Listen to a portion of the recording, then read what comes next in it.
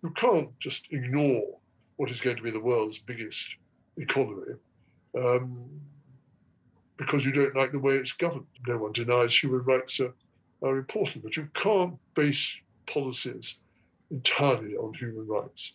You can campaign for them, but you can't stop other aspects of one's relationship. And that is a lesson, I think, which quite a lot of modern politicians need to learn.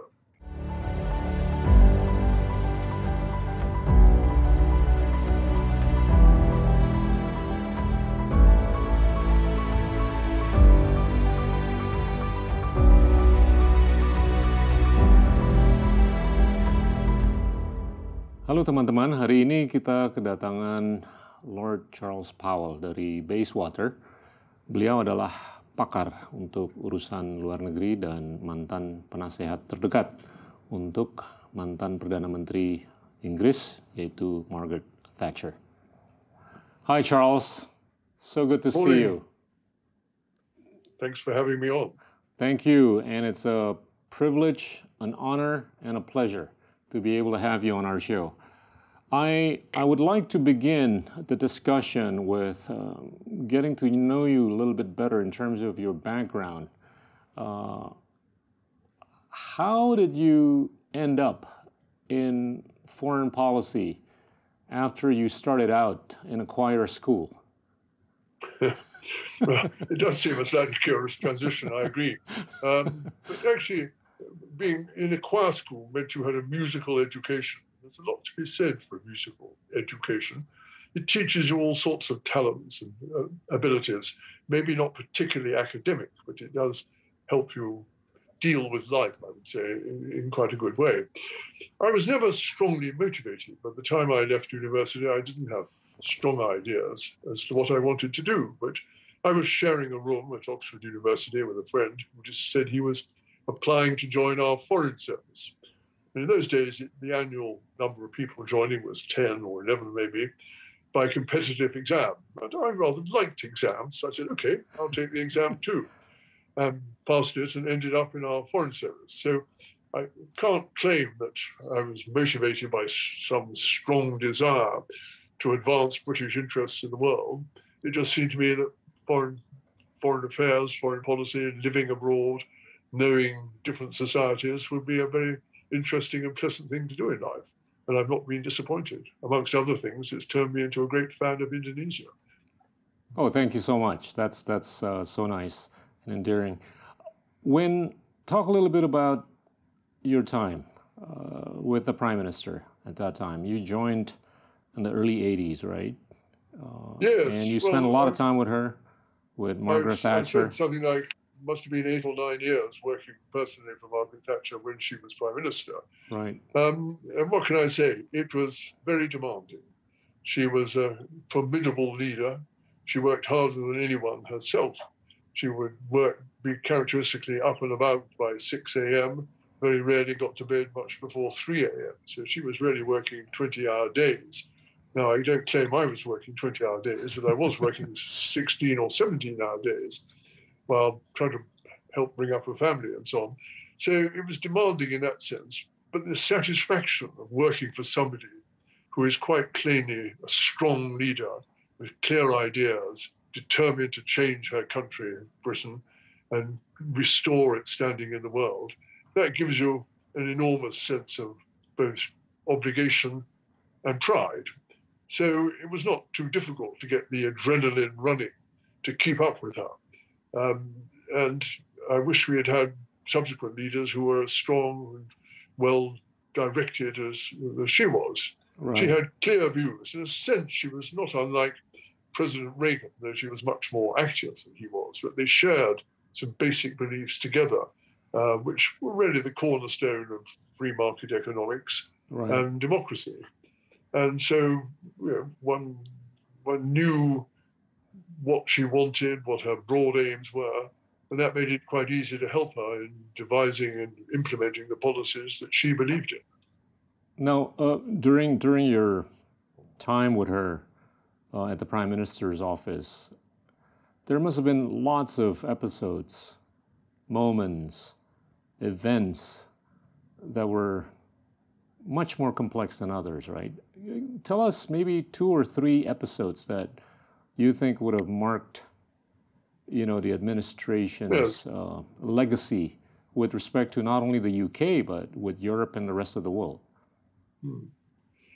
Well, Margaret Thatcher came into office as Prime Minister at a very low point in Britain's affairs. Right. It had a period in the 1970s of high inflation, constant strikes. The economy was in poor shape. We had a 3-day week because there was not enough coal and energy to keep industry going for 5 days, let alone 7 days a week. And so her very first task was to turn round the British economy from the very low point it had reached and started on the upward course again. And that was really central to her whole policy. And she achieved it by supporting people's ambitions. And that meant freeing people to keep more of the money they earned by lowering taxes. Our taxes by the end of the 70s were at a marginal rate of about 97%. Wow. Who's going to work hard if Sure. they're paying 97% in tax? She got the top tax rate down to 40% over a few years. And that, of course, helped motivate people. She was a great believer in privatizing. She thought it quite wrong for government to try to run businesses. So she started off, I think the first one from memory was British Airways, which had been an appalling state-run airline. She put it back in the market, and it became, for a long while, one of the world's most successful. And then she also allowed people to buy their own homes. Right. A large part of the population was living in government-owned housing. She thought that was wrong. People want to own their homes. So she made it possible for them to buy out the homes they were living in at very reasonable terms and give them that sense of ownership. And by privatizing lots of companies, she also gave people a confidence in the market. People bought shares. At one stage, we had, I think it was nearly 10 million share owners, which in a population then of 55 million was considerable. So I think the first episode really is an episode of national renewal. It took a few years, but that was really the centerpiece of her prime ministership. If you're looking at more specific issues, I would say, well, obviously the Falklands War was a great test. Here was small islands, which had historically controlled by Britain, were invaded against their wishes. Now, there were only 2,000 inhabitants on the Falkland Islands, and they were 6,000 or 7,000 miles away from Britain. It wasn't that we particularly wanted them, but the people of the Falklands wanted to remain British, wanted to remain part of British territory. So she had no compunction when the Argentines invaded in going to war to defend them, chucking out the Argentinians by military force, and reasserting British sovereignty. She did that even though she was under huge pressure from many other countries to come to a compromise, peace back or something like that. Once she determined to do something, she stuck to it. And that was true, for instance, in the case of Hong Kong. We knew that Hong Kong was basically held on a lease from the Chinese government, and it would have to be returned to Chinese sovereignty in 1997. She was determined to return it in a way that would enable Hong Kong to retain its traditional way of life, its traditional freedoms, and that she did. Now, sadly, in the last 4 or 5 years, that has deteriorated. The Chinese government not stood by its obligations under the so-called joint declaration between Britain and China. And that was another important episode. And then I would say, well, what should I choose next? The conversion of the European Union to properly market economies. Margaret Thatcher believed that the most important purpose of the European Union was to have a big single market. And nothing like that existed when she became Prime Minister. They'd signed up to it. All the other countries had signed up to it back in 1957 when they founded the European Union. Had they done much about it? No, they had not.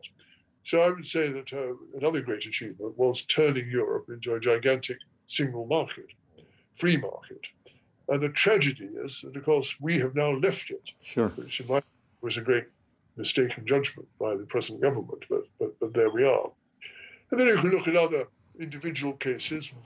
I mean, one would be her dealings with South Africa, the release of Nelson Mandela, and his coming to see her for a quite extraordinary meeting, which I sat through with her 2 or 3 hours. They talked together. He was a remarkable man. After 25 years in prison, he displayed not the slightest bitterness or anything of that sort. He was entirely constructive in wanting to change South Africa and wanting to bring it back into the world. So that was remarkable. And perhaps last of all, I would say, again, possibly the most important, was her role in helping end the Cold War. The Cold War, 1989, yeah. And it started quite unexpectedly when we invited an almost unknown President Gorbachev to come visit the UK. He wasn't president at the time. He was the junior, youngest member of the Politburo of the Soviet Communist Party. And he came, and she invited him to come down to see her in the British Prime Minister's country residence called Chequers. And the second he came through the door, bouncing on the balls of his feet, smiling, grinning, talking freely with a very attractive, well-dressed wife, you could see, just in that one moment, a glimpse that this was an entirely different sort of person to the elderly, dour, boring Soviet leaders we had dealt with hitherto.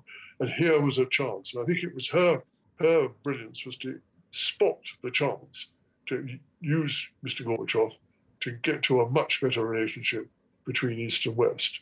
Now, of course, it was even more important that the Americans should see that too. And it took her a little time to convince President Reagan that President Gorbachev really was a new thing who offered new hope for East-West relations and the end of the Cold War. But he bought into it, and that then takes you to 1989 and 1990 and the end of the Cold War, which was one of the most momentous events of our lifetime in the last 60 years. So those are some of the events that are particularly strong in my mind. Let me pick up on some of these, right? Let's start off with your observation with respect to how she would have wanted to be part of that bigger market with Europe, right? Now, having seen and witnessed Brexit, I want to just push on this a bit in terms of what you might have seen in terms of the evolution within the Conservatives Party and the UK as a whole that would have made it very different decades later. Well, I mean, Britain was always different to the rest of Europe. One has to accept that. We are culturally rather different. Our legal system is entirely different. Yep. Our parliamentary system is pretty different too. So Britain has never did fit comfortably into the European model, which was highly corporatist, based on rather like the American Constitution, on specific law instead of pragmatism. And then people felt that we were constrained by Europe, and our foreign policy was constrained. We had to go along with everyone else, which usually meant being guided by the lowest common denominator, whichever country was least ambitious and most cautious. So it wasn't a surprise that Britain was often uncomfortable as a member of the EU, but nonetheless, it was clearly, in Margaret Thatcher's judgment, in our interests overall to be so. And so she stuck it out, and she occasionally gave speeches setting out how Europe could be better. It could focus more on transatlantic relations with the United States. It can focus more on the internal market. It can focus more on not trying to absorb all the functions of individual governments, but only doing in Europe the things that could only be done by Europe, and leaving other things for the individual nation states to do. So by the time she finished as Prime Minister at the end of 1990, she had, or let's just put it like this, Britain as a whole had become quite skeptical of Europe. But, and this is a very important part, Margaret Thatcher never in her time as Prime Minister ever contemplated Britain leaving the European Union. She never proposed it, she never discussed it, she never put it into speeches or anything like that at all. So it took a lot longer for that idea of leaving to get into the bloodstream of the Tory party. One really has to go forward 15, 16 years. And quite why it happened is hard to say. It happened, as you know, during the prime ministership of David Cameron. And he thought he could keep Britain in Europe, maybe a few quite minor adjustments by the Europeans in their policies, particularly on immigration to Britain, would enable him to sell remaining in Europe to the British public. But he didn't count on the ferocity of the campaign to get Britain out of Europe and the amount of propaganda it spread, the claims it made for how much better Britain would be outside Europe. And as a result, he was forced into conceding a referendum and then lost the referendum. Not by that much, but nonetheless, in a referendum, it's either yes or no, and it was no. So it was no to remaining in Europe. Now, I mean, has that produced the results that people probably hoped for? Is Britain better off out of Europe? I would say it's very much an open discussion. It is probably too early to say whether in the long term we'll be better off or not. But so far, it has not made any real positive change, and it's actually cost us quite a lot. Our exports to Europe, by far our biggest market and nearest market, are down something like 15%. Yeah. We get less investment from Europe. We are not partaking in some of the better aspects of Europe, like security cooperation, police cooperation, many other aspects of it. Our financial services have no special status in Europe, whereas they always were the number one financial service industry in the whole of Europe. So far, I think we've seen more of the downsides and very little of the upsides. Now, there are several reasons you can cite for that. It's not just British big-headedness. Getting through the coronavirus has obviously made a lot of things much more difficult than they would otherwise be, both for Europe and for Britain. So I think it'll be some time yet before we can really reach a balance sheet of how far Brexit has damaged Britain or advantaged it. All I would say is none of our leading politicians have either made part of the Conservatives or Labour think it is credible for Britain to go back into the European Union. We can have a better relationship with it, cooperate with it much more than we're doing at the moment. But no one proposes that it would be feasible to return to membership. From a political standpoint or from an economic reality standpoint? Well, both really. I mean, the politics of it are you can't go back into the market, but then not be part of the politics of the European Union. Right. It's common policies, and the fact is that there are more and more common policies which diminish the freedom of the individual member states. Most of them are prepared to accept that. Britain is not prepared to accept it. So there would always need to be eventually a change in the relationship whereby perhaps there could have been two classes of membership. You could either join the sort of first class, which was cooperation on everything, gradual absorption in national governments into a single European government, or you could have had two levels where there's a lower level of, let us say, partial membership. It used to be called variable geometry, different shapes, triangles, squares, and so on. I personally think that could have worked, but the time for that, for now, certainly seems to be past. But in hindsight, in your view, is there anything that could have been done with respect to those that were resentful and ferocious about staying? I think there were things that could be done on both sides. I think British politicians should have been much more active in proclaiming the advantages of membership for Britain of the European Union, as well as whinging about the disadvantages. Okay. I think the Europeans could have shown a lot more creativity in helping David Cameron to come up with a package of measures which would have enabled him to avoid having a referendum at all, or at least if the referendum had to be held, making it possible for him and those who thought like him to win. So there was fault on both sides. Now let me ask you, if Thatcher were the leader at that time, would she have chosen the same path as Cameron would have done? Well, she was a different sort of leader. She was a much stronger leader with much more experience in Europe and so on.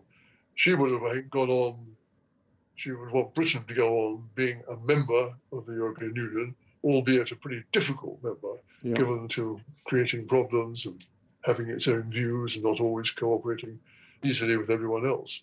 And I do not believe she would ever have gone along with the idea of Britain leaving. Some people try to claim, oh yes, of course she would have done, but I know of no evidence for that. One has to stick to evidence in these things. Answering hypothetical questions about what Margaret Thatcher would have done 20 years after her death is not very profitable, but you have only base it on what she said, what she wrote, what she did, when she had the ability to influence those events. And leaving Europe was never part of that. Got it. Let me pick up on the last point that you brought up, which was the watershed moment in 1989, right? The end of the Cold War. We have seen how the global order has shifted, right? From being bipolar since the end of the World War II to being somewhat unipolar ever since 89 or 91, where we had this massive, long period of robust multilateral activities, right? As a result of that unipolarity or relative unipolarity. As of late, since a few years ago, the global order has shifted to a more multipolar world. And that, in my view, has made it a bit more difficult, if not far more difficult, for multilateralism to continue or take place. I'm curious as to whether you share that or you don't, and whether things could have been done differently. Well, Peter, those are very interesting points, and very characteristic of you to be able to identify these broad trends. I would say that, yes, we had a unipolar moment, and that was caused principally by two things. One was the collapse of the Soviet Union and its economy and its ability to really exercise extensive influence in the world at the end of the Cold War. And secondly, the fact that in 89-90, when the Cold War ended, China was still in a relatively early stage of emerging from both the Cultural Revolution and then the setbacks like Tiananmen Square.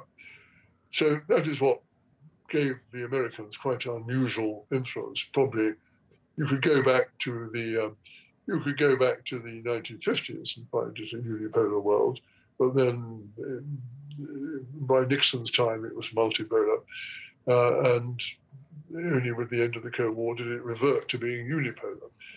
Now, what changed that in the end? Well, two things. The principal thing that changed it was the rise of China, the extraordinary rise of China. Once Deng Xiaoping, in a way, set China, or at least the Chinese economy, free, encouraged entrepreneurship, encouraged business, reduced the role of the state. And that enabled China to grow at quite remarkable speed and therefore to develop its strength. And at the same time, there was, of course, a recovery, a relatively modest one in Russia, the old Soviet Union, you could say. Right. And that sort of balanced up, made the world go back to, as you say, a more multipolar one.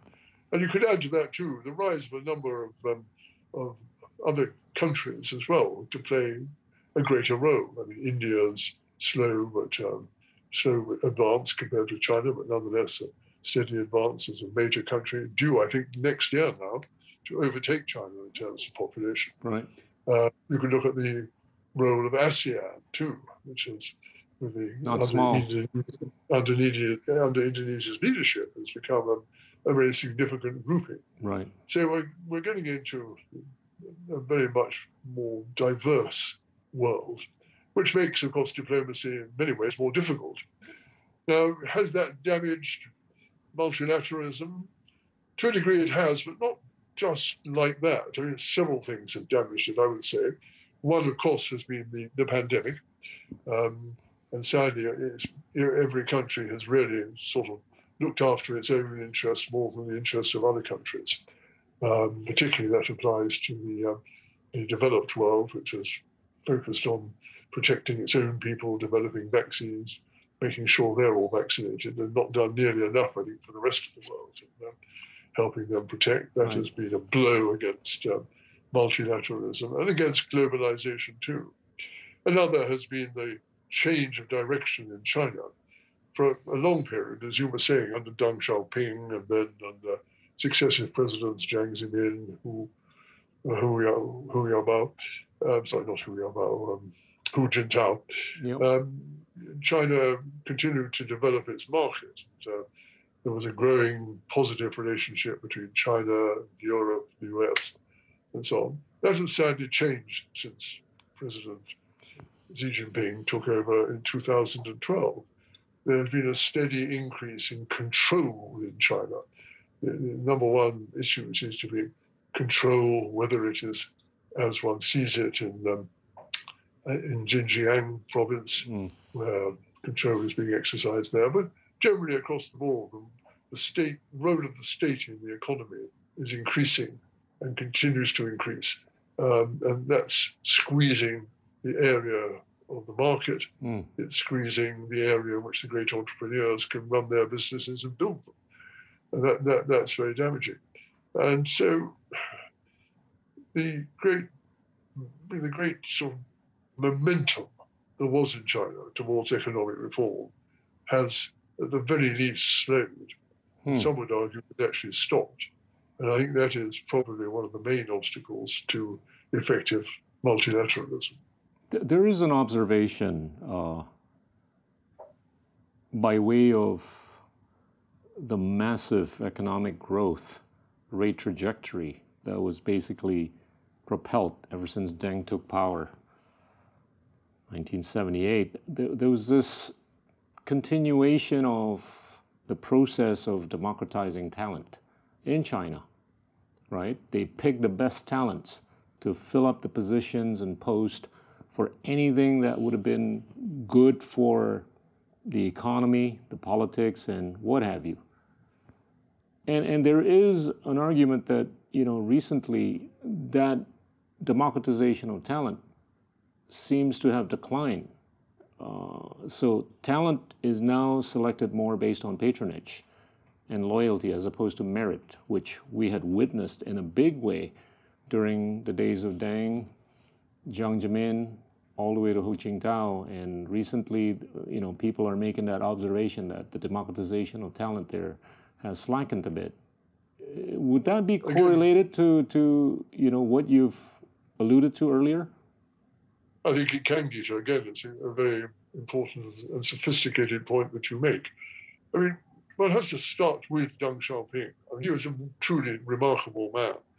I met him with Margaret Thatcher back in 1984. And I have never sat in the presence of a person who exuded power to quite such a degree. Yeah. He was a very, very small man, diminutive man. But a giant. But my goodness, you could feel the power radiating out from him. And you could see the respect, almost sort of, fear would be too much, but respect of his colleagues, even the most senior one. And he had set them on this course of correcting the great excesses of the Cultural Revolution, focusing again on getting the students back into university, allowing them to go back to foreign universities, so that China would have the sophisticated talent that it needed to pursue an economic revolution. It was not without its setbacks, of course. Tiananmen Square was a savage setback in a way that affected students above all, the very talented people that China most needed. For them, it was a terrifying incident which had a long-term impact. But nonetheless, the economy continued down the path of economic reform after a slowdown a couple of years or so over Tiananmen Square, and continued to make China an ever bigger factor. Now, as part of what I was talking about a few moments ago, the return of control as the main factor in running China, I think some of that is being lost. We're still seeing very large numbers of Chinese students abroad, particularly in Britain, particularly in the United States. We have a vast number. Indeed, our university system would probably collapse without Chinese students. But I think they're more wary than they were, more guarded in what they say and do. And there's also a feeling in Britain, particularly in the United States, but also in Britain and in Europe, that we have to rather batten down our hatches against Chinese intrusion into our affairs, and particularly in the security side. That there are worries about China stealing industrial and technological secrets, sending students deliberately to study subjects where they have the ability to see what is being done in America and Britain, elsewhere, taking that knowledge off to China for free. And that too, I think, has made it more difficult for talent in China to advance. I don't think it's dead. One of the many things in life I do is I'm a sort of vice chairman of the advisory board of a Chinese university business school, Right. The Fudan University one. And when I, in the past, have met with the students there, I'm immensely impressed by their talents, their abilities, their ambitions. And they can't have been extinguished. You can't extinguish those sort of things in people, but you can make it more difficult for them to realize their talents and their ambitions. Yeah. And I think, sadly, that is happening at the moment. Let me push more on China here, more in the context of the decoupling between China and the U.S., right? How do you foresee the near foreseeable future and the distant foreseeable future between the two countries? Well, I regret decoupling. I think it's a very retrograde step. And I would, in a sense, blame both sides for it. President Trump was clearly set on a more hostile attitude to China, which he believed had been exploiting the goodwill of the United States and its openness to benefit itself. Xi Jinping had, I think, was rather too aggressive, not in a military sense, but in a political sense, in the way he was running China and making it a more difficult partner for democratic countries. And you can see different examples of that. The way in which the Muslim population in Xinjiang province is being treated, even in the last 3 or 4 years, and how Hong Kong is being treated, and how the special autonomy of Hong Kong has been rather eroded.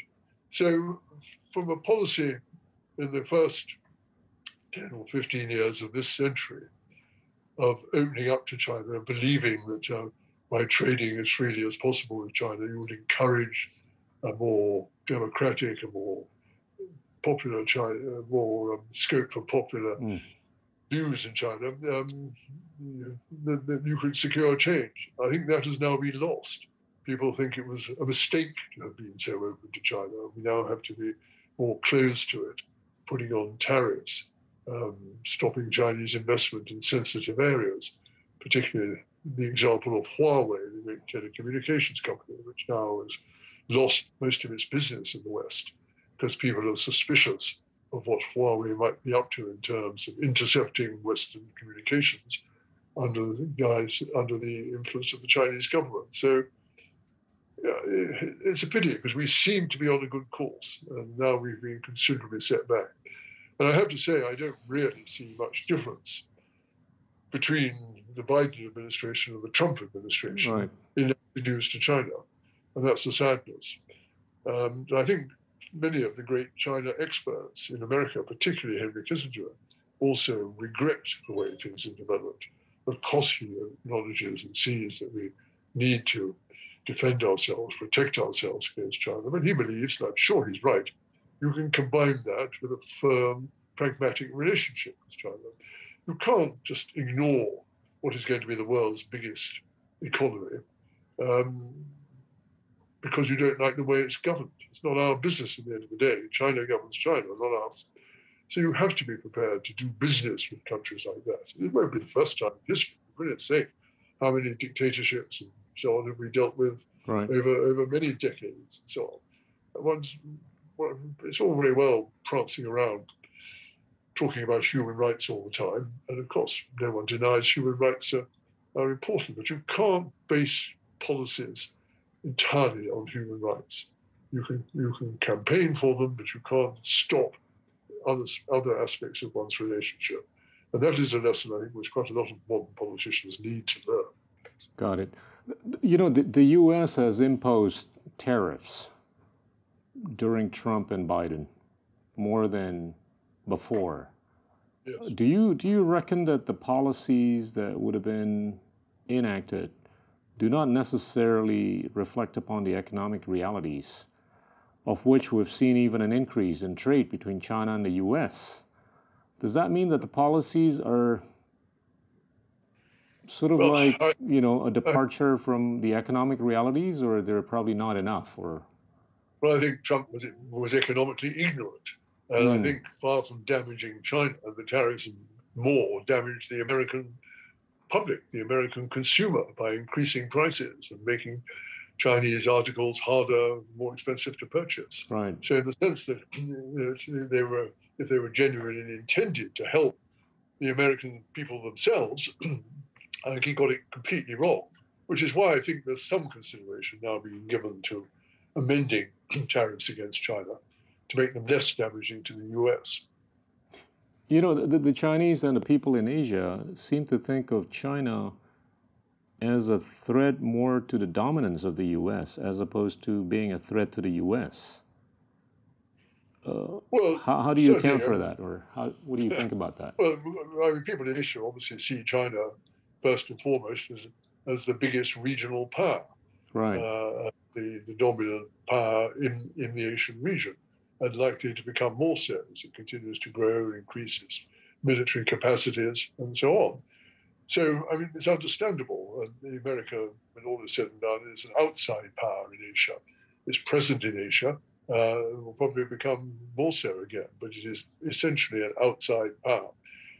So it's understandable that people want good relations with China, or a small Asian country, but we do want the Americans to be there too, to hold Sure. the balance. They wouldn't like to think of Asia as being entirely dominated by China with no countervailing, counterbalancing force to protect them. Yeah. And that is a role which the Americans are playing and need to go on playing. Got it. And increasingly, I think, as an addition to that, I think you'll find that Japan is also going to be playing a bigger role under the present Prime Minister and under the previous, very much lamented Prime Minister Abe, who was assassinated just years ago. Bringing Japan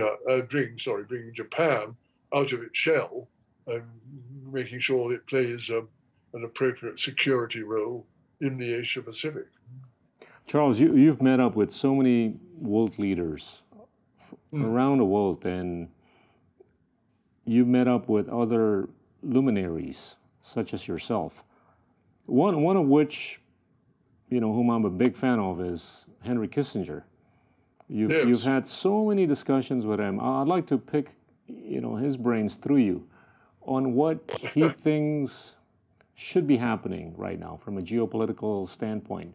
Put that in the context of what's happening between the U.S. and China, and put that in the context of what we're seeing in Ukraine, vis-a-vis Russia and the world. Yeah. Well, I've known Henry Kissinger since the early 1970s and admired him hugely since that time. I'm not, of course, remotely or in any way on a sort of level with him, but we have become friends. We have met fairly often, and I have listened with huge interest always to his views and his policies. I think he is, I would say, alarmed at the present situation, which has materialized both with Russia and with China. Now, with Russia, although he thinks the Russian invasion of Ukraine is monstrous and a crime, he also, thinking very broadly, as he always has done, and over the long term, thinks that the West didn't handle Russia very well at the end of the Cold War. So to some extent, it humiliated Russia by moving NATO forward to include membership for the East European countries, for Poland, the Czech Republic, Slovakia, Romania, Hungary, and so on, pushing Russia back inside its tightest borders. And that we did that without much regard for the standing of the Russian government. Now, one shouldn't exaggerate that. There was a period in the early part of this century when we had a NATO-Russian council. We had quite a good relationship. Putin sat down with the other NATO heads of government for meetings and so on. But clearly, it has become a greater and greater obsession for President Putin. The West are constantly trying to squeeze Russia and contain it and prevent it playing the role in the world that he believes it's entitled to play. So he's anxious to see some way found to get an agreement, a ceasefire, or not, I think, yet a full peace agreement, but some way of stopping the conflict in Ukraine and trying to get a better balancing of relations between Russia and the West. Because at the moment, Putin's great error is he's actually made his own problem worse. Sweden and Finland were not members of NATO when he invaded Ukraine. Now they are, or virtually are, just has to be ratified, which has made his security position, if anything, worse.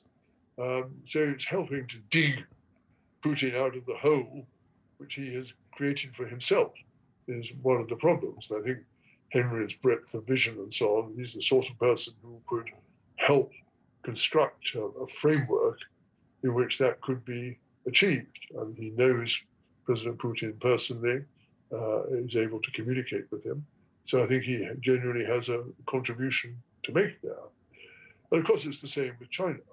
Henry was the man who conceived the reconciliation between China and the United States in the early 1970s as he worked with President Nixon. And he brought about that historic visit to Beijing, which hit people as it came right out of the blue, to rebuild relationship with China. And so he has a huge stake in the idea that scope for a positive, constructive relationship between the US and China. I think he's alarmed too to see the degree to which that's deteriorated. And he again would like to see it restored. And I think he was the man who could play a role in that if the US administration would be prepared to give him the scope to do so. In a way, he's a great sort of national treasure, a national asset for the United States.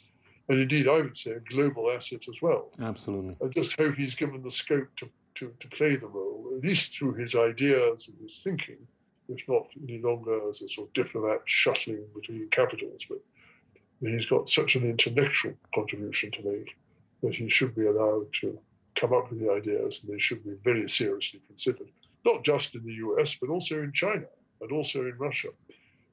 He's not just he's entirely on one side in all this. He has a vision of the world which is much broader than pure nationalism. He's definitely at a different level, man. Completely. Completely. Any present regime, pretty well anywhere in the world. Right. I hope that continues, even though he's now 99, had his birthday only a month ago. Man, amazing. Now, just one quick question on you were in that circle in 1989, right? In the thick of things. There's been a claim or allegation that there was a verbal promise as for NATO not to move east of Germany. How true is that, or how real is that? Well, I'm aware of the claim. I don't believe anything was ever said specifically, at least not by NATO. Okay. The allegation really focuses on remarks made by Secretary Baker, by the then German Foreign Minister, West German Foreign Minister, Herr Genscher, that gave the Russians the impression that NATO forces would not move into Eastern Europe. And indeed, on the whole, NATO forces have not moved into Eastern Europe, except very recently in the face of the Soviet aggression, the Russian. You see, my mind is in the past. I still talk about Soviet, and the Russian aggression in Ukraine. Yes, they became members. It was not as though we moved vast numbers of troops or weapons or anything like that into Eastern Europe. So, in that sense, it's not a valid claim. So, the Russians don't really have much to complain about. You can't stop free countries, as those countries became in Eastern Europe, from choosing their destiny. If they felt their destiny needed membership of NATO, we couldn't turn it down. But there are other parts of around the periphery of Russia, places like Georgia, Right. which were integral parts of Russia, for which, and I would include Ukraine in this, for which NATO membership, at least in the present, is not feasible and they shouldn't be encouraged to believe it is. Yes, we would like to have a closer relationship with them, a better economic and political relationship. But NATO membership, they couldn't meet the requirements of NATO membership to start with, or indeed yet of EU membership, where you require a certain level of national income and GDP per capita and so on, prosperity, to make it possible for you to meet the obligations of membership of these organizations. It's not something you just take a subscription out to and say, oh, I'd like to subscribe to NATO. No, you've got to take on the obligations of NATO membership as well. And those are challenging. And the same is true of the EU. Sure. What is your view with respect to the view or the claim that Putin is really not interested in occupying Ukraine? Putin is just interested in destroying Ukraine before it becomes a democracy and a member of NATO or even EU. I think you would have to be very demented and be twisted or to destroy a country just for that sake of that. Right. No, I think Putin has a historical perspective of Ukraine as part of Russia and part of the Soviet Union. And indeed, he's got some foundation for that because it was part of Russia for quite a long time. And he doesn't want to see Ukraine fall into the hands of NATO. I think he's less concerned about the EU, because Right. Putin certainly not want to have the economic burden for Russia of having to reconstruct Ukraine. Yeah. You want to see Europe and the United States taking on the main burden there. But he does want to bend Ukraine to his will. And he's doing that by a systematic occupation of parts of it and going beyond what he had already occupied in the Crimea and the fringes of Ukraine to a much greater part of its landmass. Got it. And that is what this is all about. And he's doing it by the traditional Russian way of destroying large parts of it. We saw what Russian forces did in Syria, for instance, and helping the Syrian president destroy the opposition to him by indiscriminate bombing and destruction of civilians. We saw what he did within his own country, in Chechnya, the same thing, massive destruction. Right. I'm afraid that's the Russian military strategy. Charles, I want to move on to Southeast Asia, but before that, my last question on Europe is with respect to what's happening with the politics in the UK. Can you shed some light on the latest development there? I'm not sure anyone can shed much light on the recent developments here. It is clear that Boris Johnson, as Prime Minister, has lost the confidence of his colleagues in government, and who objected to not so much his policies, though to a degree his policies and the inconsistency of them, but also his character and behaviour and frankly, his honesty. And they thought that was tarnishing them as well. And so eventually they have moved against him. Members of the cabinet started to resign, and in all something like 50 or nearly 60 ministers in the government resigned. And you can't continue to run a government if you haven't got any people to man it. So he is finally forced to the conclusion that he had to resign. That he's done. And an election is now being mounted within the Conservative Party. Because you have to remember, the Conservative Party did win the last national election. Sure. And it doesn't have to lose that simply because the leader stands down. It quite often happens that during the life of a parliament, 5-year life of a parliament, a leader resigns. So there's a party election going on. It comes in two parts. At the moment, anyone who wants to be a candidate from within the Conservative Party in Parliament can stand for the leadership, and there will be daily elections to whittle down the numbers until there are only 2 candidates left. It started yesterday with 8 active candidates who met the requirements, which is to have 20 members of Parliament supporting them. Today there'll be a second round where the minimum requirement will be you have to have 30 members of Parliament supporting you. And that will go on probably again on possibly on Friday, certainly next Monday. Mm. And I think by the end of next week, you will see there will be two candidates to succeed Boris Johnson as Prime Minister. At that stage, the end of July, beginning of August, the choice moves to the Conservative Party in the country. So not just the members of Parliament, but the volunteers, the people who are active party members, whom there are far fewer than there used to be, but still number in the tens of thousands. And there will be the two candidates will fan out around the country, meeting local party members, trying to persuade them they are the best to be Prime Minister. And there will then be an election within the party by the end of August, which will choose between the two candidates presented by the parliamentary party. And at that stage, whoever it is will become Prime Minister, and Boris Johnson will finally stand down. In the interim, in the intervening 6 or 8 weeks, he remains as Prime Minister, but only under very constrained circumstances. He can't take new initiatives, he can't propose new policies. There's a lot he can't do. He can only just keep things ticking over. Now, this is not a very dignified way of running a great country like ours, and I think it's all extremely regrettable. It affects not only our self-worth, but also our reputation abroad. But one has to deal with the situation as it is and hope that whoever is selected will be able to swiftly get back on the front foot and build Britain back up again. And it's particularly damaging, of course, at a time when the economy is in deep trouble, like many economies around the world, right. Even the US, and at a time when effectively we are seeing a war in Europe. And the idea that our politics should be effectively in abeyance against that background, while we are not completely over the pandemic, that's a very distressing thing that should never have been allowed to happen. But it has. We must now just make the best of it, get it sorted out as quickly as possible, choosing a good person to take over. And I just hope that they'll be able to find the right person. Fingers crossed. I'll pray for the best for everyone. Now, do you have any insight on which two names are those? Or do you have any insight on which will be the one name that's going to end up winning this thing? No, it's very hard to say, to be honest, Peter. I mean, with 8 candidates, you can't really tell.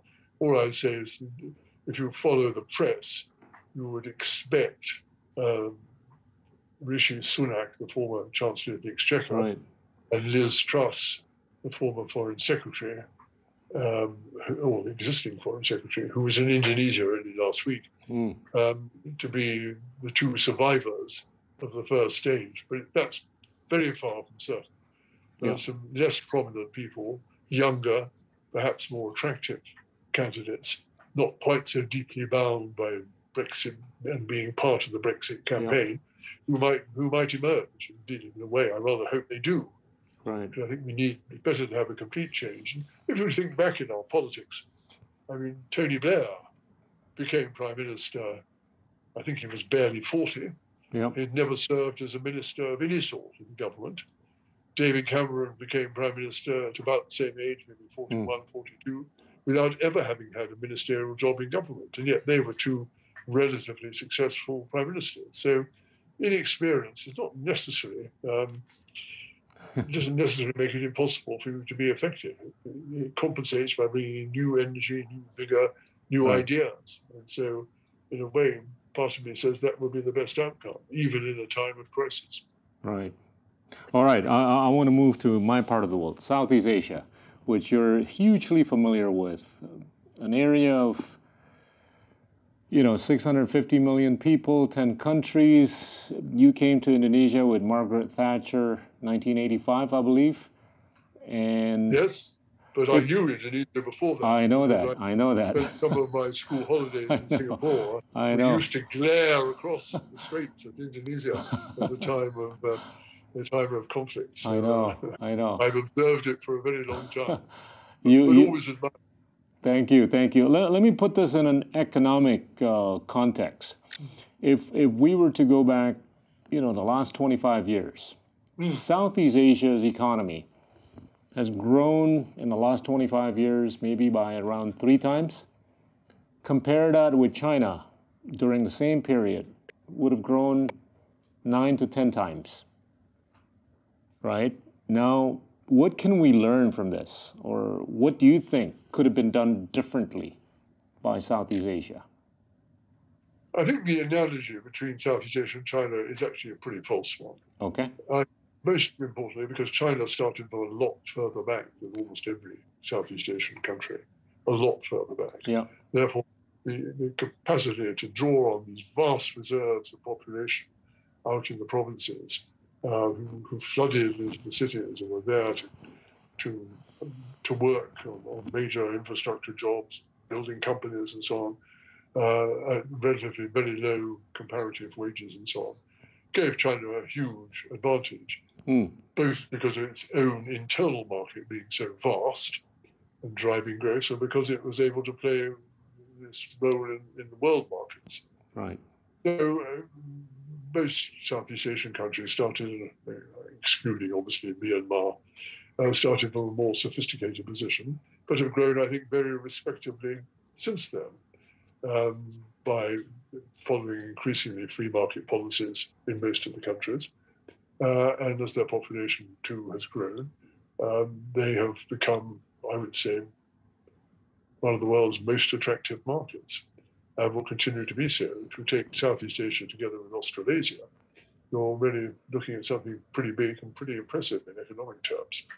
But in Southeast Asia, I agree with you that it started off at a different, higher level than where China started off. But today, the GDP per capita for Southeast Asia is still below $5,000 on average, whereas the GDP per capita for China is already above $10,000.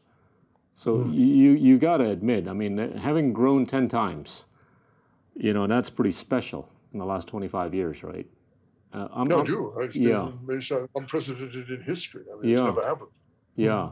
I don't think it was. I don't think my point, Gita, is this. I don't think you can ascribe it to particular economic policy. I mean, you can ascribe it to Deng Xiaoping freeing up the market and so on. But it was basically just the facts of the vast population being free to move into the cities, to get jobs, to work, even at low wages and so on, that just gave a colossal afterburner to the Chinese economy, which Southeast Asia on the whole didn't have. You had it to a degree in Indonesia, right. But there are still parts of Southeast Asia, like Myanmar, which are way, way, way behind. Yeah. And so it's a more varied proposition. I'm with you. I don't find that most Southeast Asian government policies have been. I don't find them an obstacle to growth anyway. Yeah. There are some social problems. For instance, you could cite booming preference in Malaysia, perhaps. You could cite some of Singapore's restrictions. You could cite some of Indonesia's experience. But by and large, recently, I think they've pursued pretty sensible economic policies which have benefited their populations greatly. My worry is that we haven't taken sufficient advantage of it in the Western economies. We should have invested more in Southeast Asia and done more business there. We still should do. We've been lacking in that respect. Now, okay, let's try to be proactive on this then. What would it take, you know, for Southeast Asia to grow better than we have in the last 25 years? What is that we could have done or we could do differently so that we could be better, if not more competitive? Well, you know, in a way, it's a question you could answer much better than me. I'm curious about your views. and the roles which you played in boosting Indonesia's growth. So I was actually, my number one choice would be more foreign investment. Got it. I agree. Indonesia had, though you did your level best to increase it and so on, and did great things. I mean, Indonesia for too long has had restrictions on foreign investment, which is, I believe, has held it back. Now, and I speak as someone who's been for many, many years a director of a company which has invested heavily in Indonesia. Through particularly Astra. Sure. And so sees the greater benefits and advantages of that. But there have been quite a lot of restrictions for, I think, essentially the wrong reasons. The idea that somehow by restricting foreign investment, you benefit a country by keeping more of the fruits of its economy Right. in the national hands. It's just a false economy. Countries grow as a result of investment, no matter so much where it comes from, as long as you've got the investment. And that is why so many of us fight to get investment. We fight for it in the UK. All the European countries are fighting to get more investment from the rest of the world, from China, from America, and so on. So that is why I'm a great believer in foreign investment as the greatest possible stimulus to growth. There have been some social policies, as I mentioned, which I think have held back growth, which would be better abandoned or at least greatly reduced and minimized. That applies to Malaysia. There has been ineffectual government, which I would say applies to a degree in the Philippines, which hasn't made the most of it. And as an example, the other way, in the sense of how a country can really overcome its problems and start to grow really rapidly, I would cite Vietnam. Yep. I think the extraordinary way in which Vietnam has emerged from communist ideology to free its market and to grow rapidly and let the talents of its people flower is quite astonishing. I think in the present time, I would say that after China, Vietnam is probably the most impressive current performer in that sense. No disagreement. They've taken the lunches of many other Southeast Asian countries from an FDI standpoint. And they've also taken some of China's lunch. But I think there are companies who have been reconsidering where they should site their manufacturing supply chain. Right. They're looking at Vietnam more than any other country in Asia. Yeah. Now, if you take a look at most countries in Southeast Asia, their FDI on a per capita per year basis is still less than $500. Compare that with the FDI per capita per year for Singapore, which is at a range of $16,000 to $19,000, right? One would argue that Singapore, has been leaning towards liberal democracy countries for the past few decades, but ironically, they've been able to get money from just about anywhere, from Russia, from the Middle East, Indonesia, China, and all the rest, right? One would also argue that it probably boils down to the degree to which the international community trusts Singapore because of the enforceability of rules and regulations. I'm curious as to what your views are with respect to this particular notion. Is it just this, the degree to which you trust a country and how well and effectively they enforce rules and regulations? Is that, I kind of agree that that's the primary thing that people take into account before they deploy capital into any particular destination or country. What do you think, Charles? Well, I would say that Singapore's greatest single advantage was that it had a visionary leader as it came out from under British governments, under which it wasn't performing particularly well. A visionary leader who understood that Singapore had absolutely no natural resources except its geographical location, and therefore had to live by its wits and its brains, and that meant that it must get into the most sophisticated areas of manufacturing it could, and to become a great centre for services. And of course, service industries depend very much on rules and regulations and being able to meet the standards required for financial markets. And of course, you can say, all right, it's easier with a small country of 4 or 5 billion people than it is for much bigger countries to do that. And that is the focus on quality not only in manufacturing, but quality in services, quality of regulations, qualities of governance. Singapore is not an unblemished democracy. It's had a single-party government since its independence. But that has given it consistency, continuity, and the constant emergence of the best talent. And that, I think, is another of Singapore's great strengths. It knows how to cultivate its best talent. It takes care to get them educated abroad in institutions where that's desirable for the best of them, whether it's business, government, or the military. And so it's a very successful model. But could it be replicated exactly anywhere else? I don't think so. Not I mean, I easy. think it's a better model than Hong Kong, for instance. And Yeah. Hong Kong was under British rule, a very free market. In some ways, a slightly cowboy market. That, of course, is all now changing. But the same things apply at the end of the day to all countries. You have to observe international standards.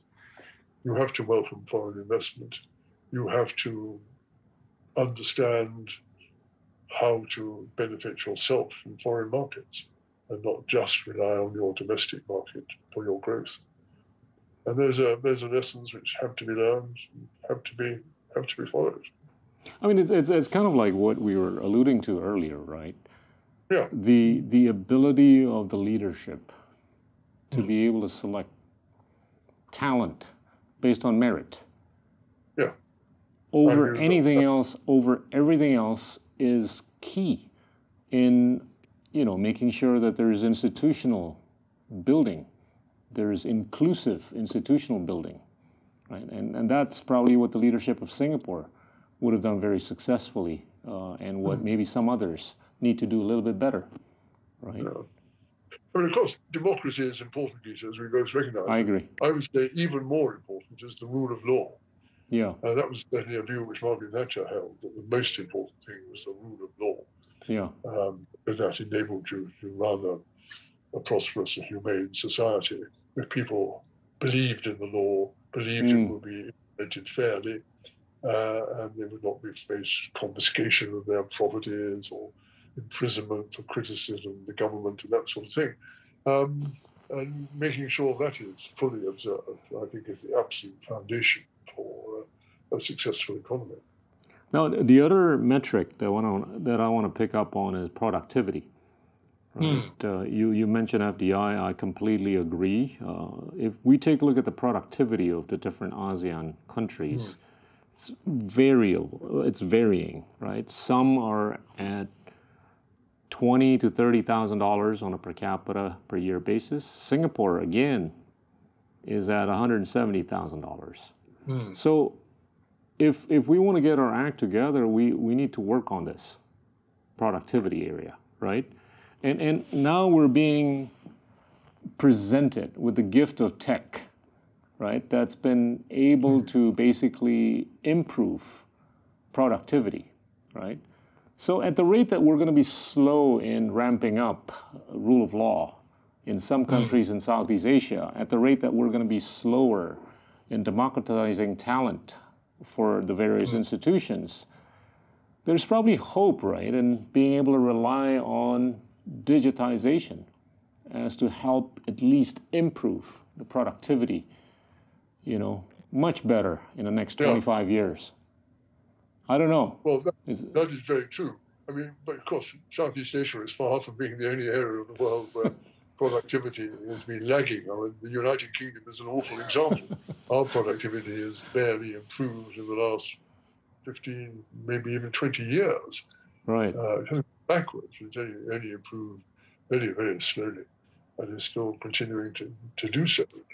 And that is, well, for all the reasons you and I would agree on, I think, that is insufficient application of technology, insufficient attention to training people. Far too many people go to university rather than into practical learning and institutions.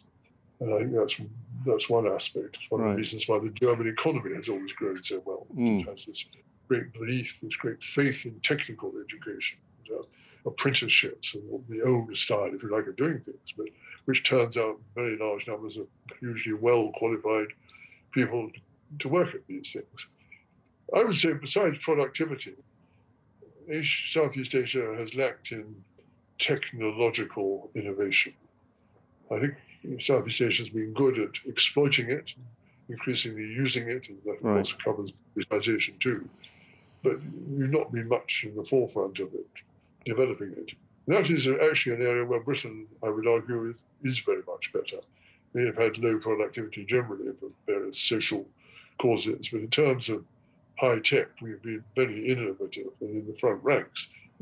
Of course, in terms of scale, it's not to compare with Silicon Valley and the west coast of America, or even these days with parts of the Chinese economy. But nonetheless, I think Southeast Asia could do better in developing technology and exploiting it at an earlier stage. But from what I hear whenever I travel there, and of course I haven't been able to travel much in the last 2 years because of COVID, I think the need to do it is well understood. It's just a question of now that we're all emerging from the pandemic and COVID, that people jump to the task and get on with it. Charles, we've covered the whole world. I'm sure we must have left out something. Europe, the US, China, Southeast Asia. We haven't talked about Africa. We've talked a little bit about South America. I want to end the session with a question on democracy, right? Yes. You've been a champion of democracy, and you've seen how democracy has evolved in sort of a big way in the last few decades, right? What do you think needs to be done about democracy going forward? Well, I'd say the first task is to stop it slipping back, which is visible, I'm afraid, in some parts of the world. We all see more arbitrary government, parts of Latin America, for instance. That's happening. Funny enough, I don't think it is so true in Africa, but the Middle East has always been the heart of arbitrary government. So there was a time, particularly looking back to President Reagan's time, when democracy seemed to be on the front foot in the world and was spreading very, very widely. But as I say, I think one's seen it resile a bit from that now, in reverse direction, certainly in Russia, reverse direction in China, insofar as it was ever heading towards democracy, as we understand it. So it is reigniting enthusiasm for it. And the best way to do that is to demonstrate the effectiveness of democracy. It's got to demonstrate that it can actually deal with resolving social problems, education problems, health problems, and economic issues better than any other system. And you have to believe that for your own society, and you have to have faith in it and try to ensure that your governance is in line with that. So that, parties which are genuinely democratic are elected into government and pursue genuine democracy. And what worries me is the way the Chinese tout around the world their model, saying, well, democracy is not so important. It's all that. It's getting it's government action to grow the economy, to introduce greater equality and so on. And the Western model is fundamentally flawed. And our Chinese model of party leadership and a single party and a single truth, as it were, is the way forward. And I think we've got to fight a new battle to stop that. It's no longer as it was in the Cold War, an ideological battle. Nobody, including the Chinese, believes for a moment in communism these days. So that's not the issue. It's the issue is arbitrary, undemocratic government. And we've got to counter that. And you best do it by setting your own example. Totally agree. Totally agree. Charles, this has been a fascinating discussion. Well, thank you, Peter. I've enjoyed it very much. Thank you so much. I've always welcomed visiting Indonesia. I've been many, many times, and particularly in the 1990s and the more recent past. I have not been able to come in the last 2 years, and I hope to come back by this autumn as the whole COVID. I'm going to wait for you. Well, I hope you will. Yes, we'll have our usual dinner at the very least. Yes, we'll do. And you will look, as always, much more sporting than I do. Sorry about being informal, but I've been like this for a long time. But I'll wear a special dress for you when you're here. I hope we'll see each other outside Indonesia as well, possibly. We'll do. We'll do. Thank you so much. Thank you very much. Thank you. Goodbye. Teman-teman, itulah Lord Powell dari Bayswater, mantan penasehat dari mantan Perdana Menteri Margaret Thatcher. Terima kasih banyak.